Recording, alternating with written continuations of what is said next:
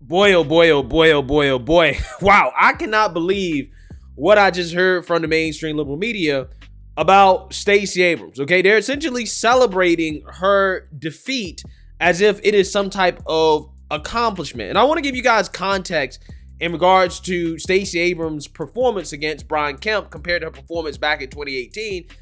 Before I actually get into the comments that were made about her on MSNBC that I find to be absolutely disgusting. Stacey Abrams lost to Brian Kemp 53.4 to 45.8. Okay, so we're talking about a 7.6% margin-ish, right? After losing to Brian Kemp by 1.4% margin back in 2018. So objectively speaking here, Stacey Abrams done a lot worse. She did a lot worse than she did back in 2018 and 2022. However, MSNBC is comparing Stacey Abrams to Moses.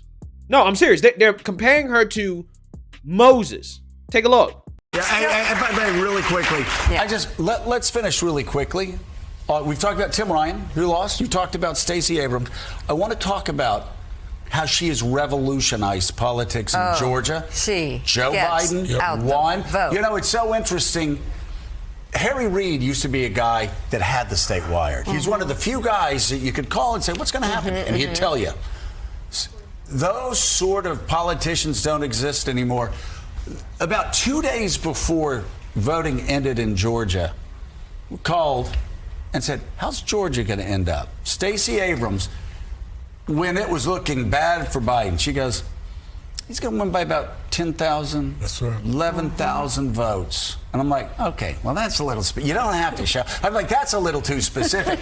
2 or 3 days later, Biden won by 10, 11. And I said, oh my God, I've never seen anybody with a state wired like Stacey Abrams. She may have lost, she lost, we understand that. But talk about how she put Georgia on the map for Democrats. The infrastructure that the New Georgia Project, led by Stacey Abrams, built is the infrastructure, along with the investments from the Democratic National Committee. If you talk to Jamie Harrison, he'll tell you they gave real money to Georgia this cycle. The DSCC gave real money to Georgia.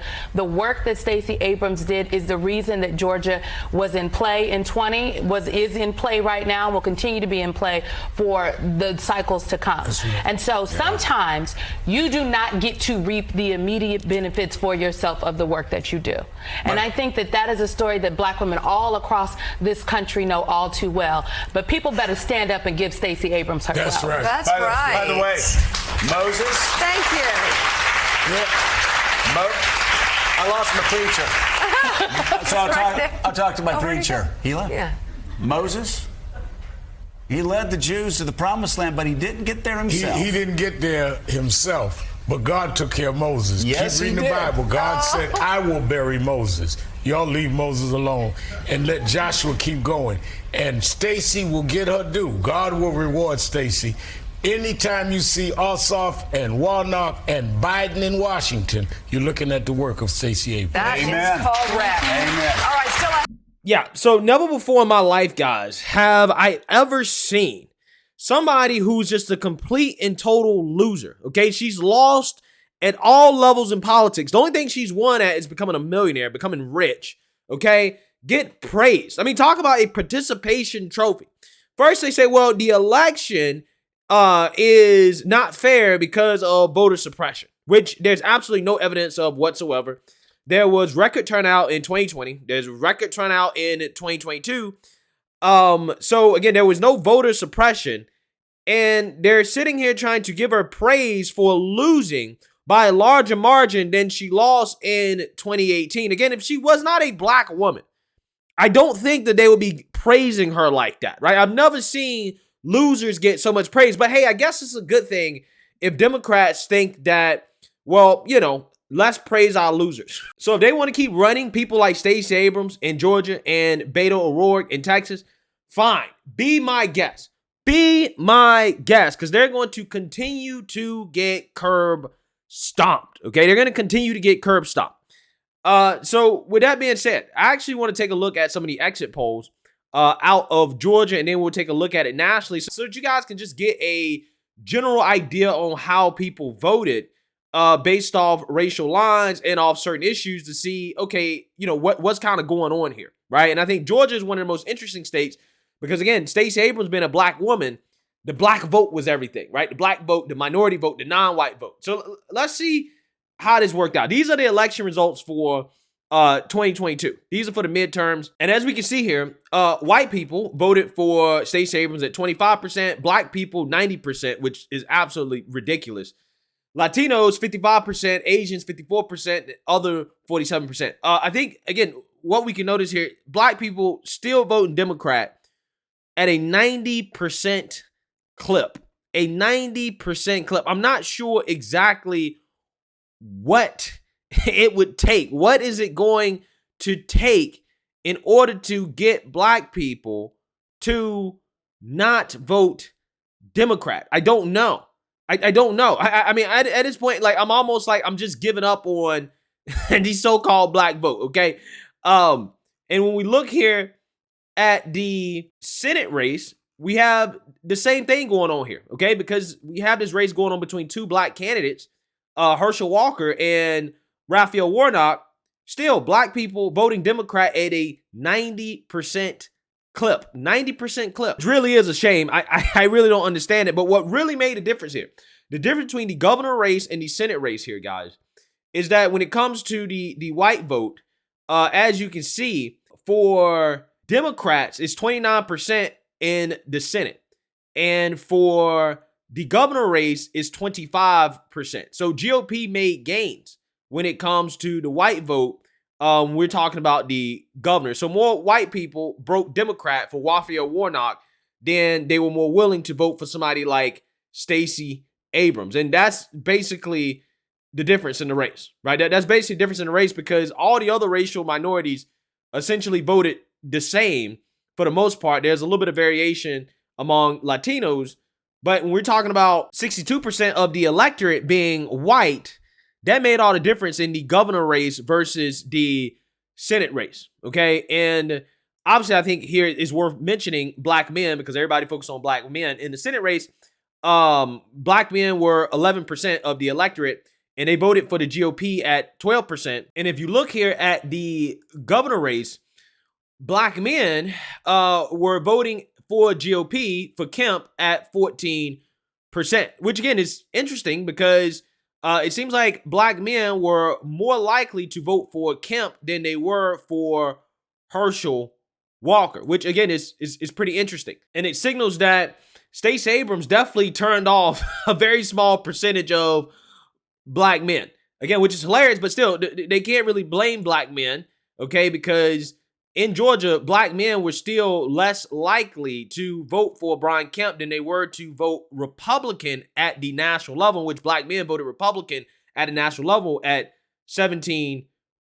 Again, I think that's extremely interesting. And as you guys can see here, when we're talking about the national level, white people voted 58% GOP, black people 13% GOP, Latinos 39% GOP, Asians 40% GOP.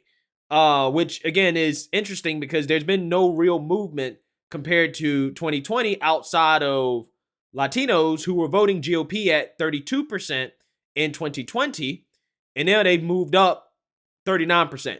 So again, I mean, we do have Hispanics breaking towards Republicans a lot more in this election. I guarantee you a lot of those Hispanics are in Texas and they're in Florida, okay? You also have Asians too that are also voting more GOP. So GOP is making inroads with so-called minorities, except black people, right? Except black people. Again, black people are the only minority that's not being moved. And that really does, it frustrates me because I don't know what is it going to take. What is it going to take for black people to wake up? But hey, it is what it is. All these people, they want to continue to boohoo, whine, and complain. All right, cool. But hey, you get what you vote for. You get what you vote for. So with that being said, let's take a look at the issues, okay? Voters were asked which of these 5 issues mattered the most in deciding how you voted today. And this is the Georgia governor election results. 26% of people said abortion, okay? That was second. The first was inflation, of course. But again, what is really interesting to me is that of the 26% of people that said abortion, 74% were Democrats. You have some similar numbers in the Senate race as well, too, in Georgia, which I think is interesting because Herschel Walker, he called for a national ban on abortion. Now, a lot of people have been saying that, we were wrong, that, the conservative pundits were wrong, that abortion played more of a factor than what we thought. And I mean, I'm not convinced that it is as big as an issue as everybody is saying that it is. But I will concede that I think more people did vote on this issue than I anticipated. However, that is not the reason. That is not the reason why the GOP did not perform as well as they should have performed. Now, again, obviously, when you go out here and you call for a national ban on abortion, obviously, that's a problem, right? That is going to motivate people to get out and vote. But I don't think that was the deciding factor. But I do think it's just absolutely amazing how many people saw abortion as the primary issue over inflation, okay, according to the polls. Again, some of these people may have marked this out of spite to say, oh, well, I want people to know that, abortion's an important issue to me. I don't know. And that honestly could be the issue when you are a rationally thinking person, like when you're thinking rationally, like, okay, what would a rational person do? What would I do? Would I vote on abortion as a single issue? No. And I could be skewed because I'm fine with Roe v. Wade being overturned. But before Roe v. Wade was overturned, I wasn't going to go out here and vote based off whether or not the GOP could overturn Roe v. Wade. I wouldn't vote off that. I would vote off the economy and taxes and other cultural issues that I think are more important than that. And that's just me personally. Okay, I'm pro-life. I'm glad that Roe v. Wade was overturned. But to me, it's just never been that much of a priority. But again, I'm not a woman, so maybe my perspective is lacking. And I think this poll right here really does kind of show you how it broke down here and why in the world was abortion marked as such a top issue, because non-married women, which were 23% of the electorate, they voted 68% for Democrats at a national level, right? So if you want to blame somebody for the Democrat turnout, you got to blame the thoughts, right? That's who you got to blame. You got to blame the 304s. The 304s came out and voted in droves for Democrats, because if you are married, okay, or even a non-married man, you are more likely to vote GOP. The people that are most likely to vote Democrat are non-married women. So that's really the main demographic there, which again probably includes a lot of very young women that the GOP is not doing well with, okay? And I can imagine all those non-married young women, young voters, were pissed off at Roe v. Wade being overturned, and they did show out and vote. They don't give a damn about the economy, but they do care about their abortion, right? Or their so-called abortion rights, which again, it really blows my mind. However, again, the good thing about this, guys, is that momentum, in my opinion, they're not going to be able to maintain that going into 2024. I think that the GOP, if they're smart, they see this as a sign that no GOP senator or politician at a national level should ever come out and call for a national ban on abortion again. And states where this is not really a main issue, they can do what they want to do. In states where this is an issue and people, want to allow it, then they'll just allow it. So again, I think that overall, what we're seeing here is that Democrats did have some momentum when it came to Roe v. Wade being overturned.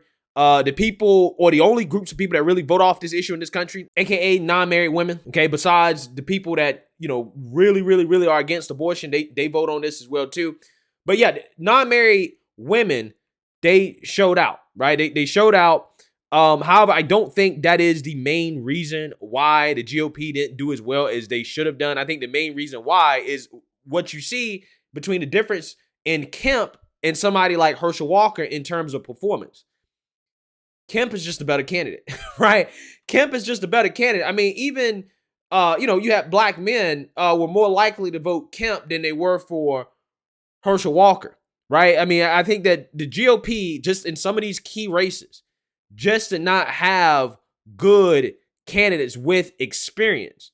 And I think that's really what it comes down to more than anything. But, you know, again, it is surprising that you do have people that will come out here in a time like this where you have inflation, you got crime, you got the border crisis. You know, Joe Biden's an empty suit, and they're out here, you know, voting off of the ability to have an abortion, as if we don't have contraceptives readily available in this country. But again, you know, Democrat fear-mongering does work to a certain extent. Let me know what you guys think. Make sure you like, comment, and subscribe. Most importantly, share a Black conservative perspective. Peace.